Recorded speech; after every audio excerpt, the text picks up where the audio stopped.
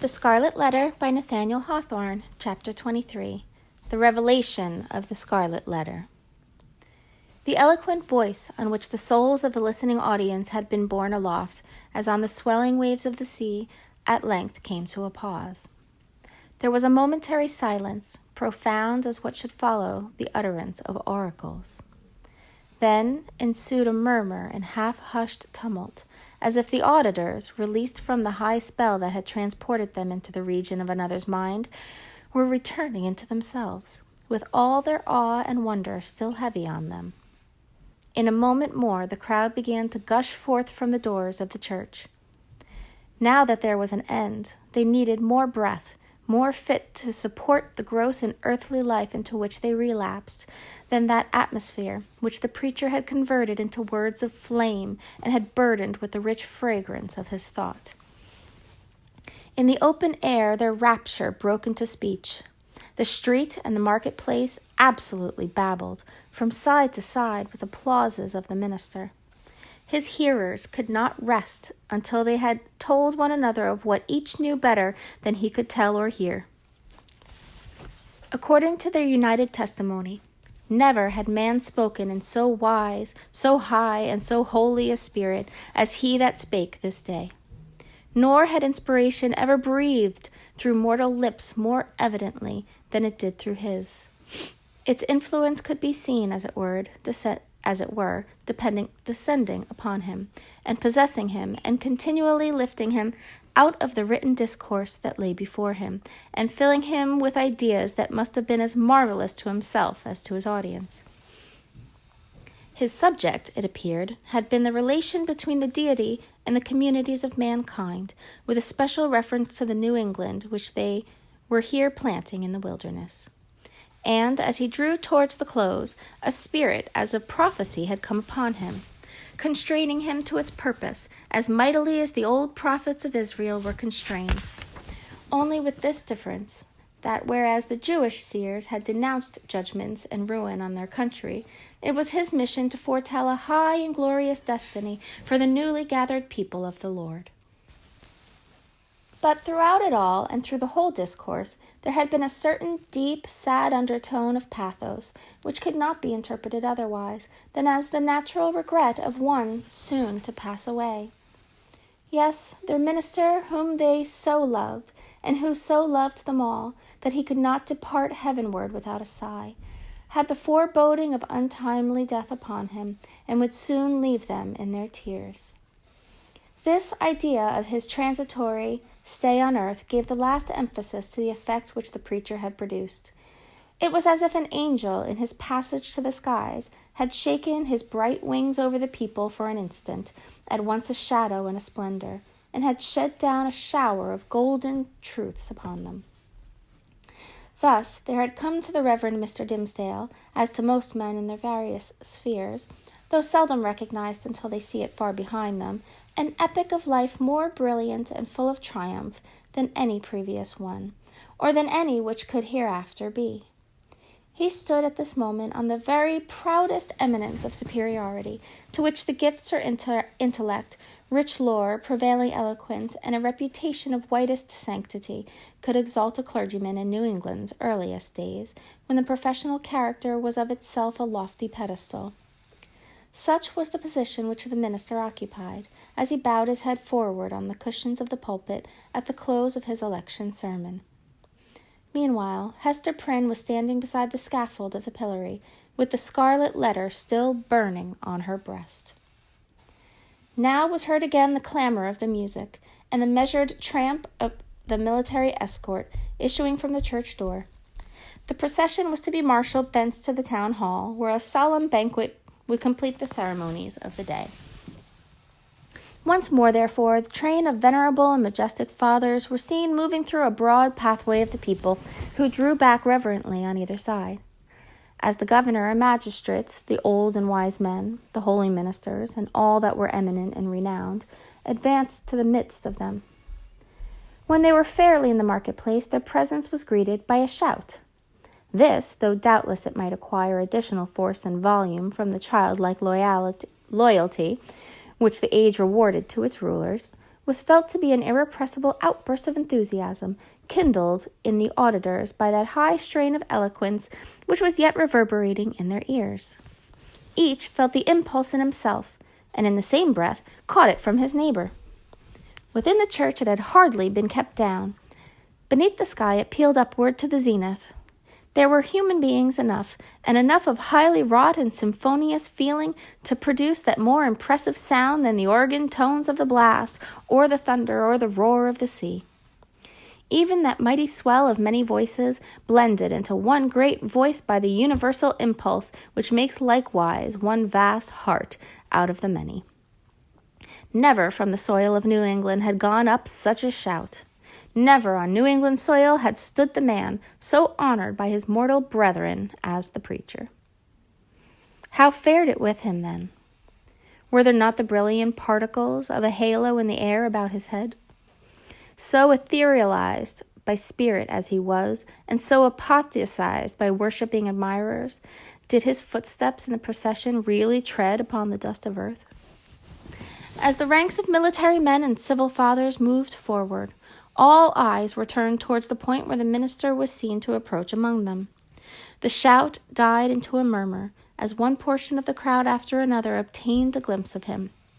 How feeble and pale he looked amid all his triumph. The energy, or say rather the inspiration, which had held him up until he should have delivered the sacred message that had brought his own strength along with it from heaven, was withdrawn now that it had so faithfully performed its office. The glow, which they had just before beheld burning on his cheek, was extinguished like a flame that sinks down hopelessly among the late decaying embers. It seemed hardly the face of a man alive, with such a death-like hue. It was hardly a man with life in him that tottered on his path so nervously, yet tottered and did not fall. One of his clerical brethren, it was the venerable John Wilson, observing the state in which Mr. Dimmesdale was left by the retiring wave of intellect and sensibility, stepped forward hastily to offer his support. The minister tremulously, but decidedly, repelled the old man's arm. He still walked onward, if the movement could be so described, which rather resembled the wavering effort of an infant with its mother's arms in view, outstretched to tempt him forward.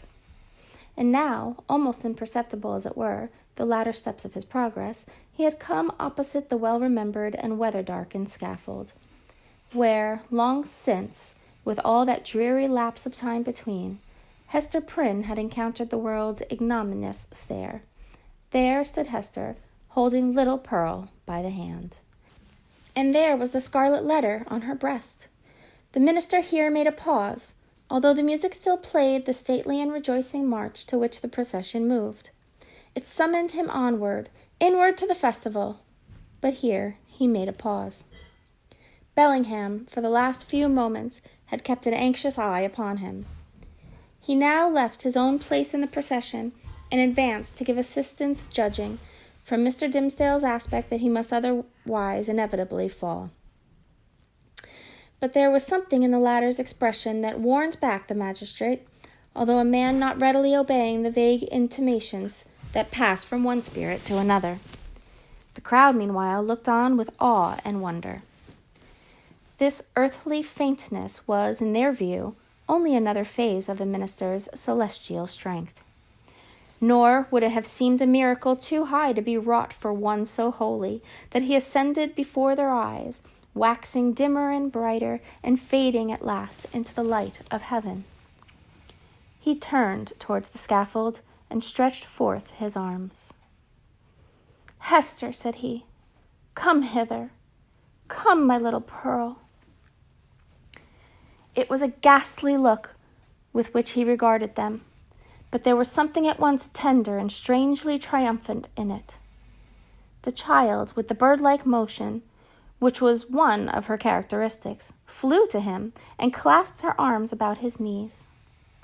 Hester Prynne, slowly, as if impelled by inevitable fate and against her strongest will, likewise drew near, but paused before she reached him. At this instant old Roger Chillingworth thrust himself through the crowd. Or perhaps so dark, disturbed, and evil was his look, he rose up out of some nether region to snatch back his victim from what he sought to do. Be that as it might, the old man rushed forward and caught the minister by the arm. "Madman, hold! What is your purpose?" whispered he. "Wave back that woman. Cast off this child. All shall be well. Do not blacken your fame and perish in dishonor. I can yet save you. Would you bring infamy on your sacred profession?"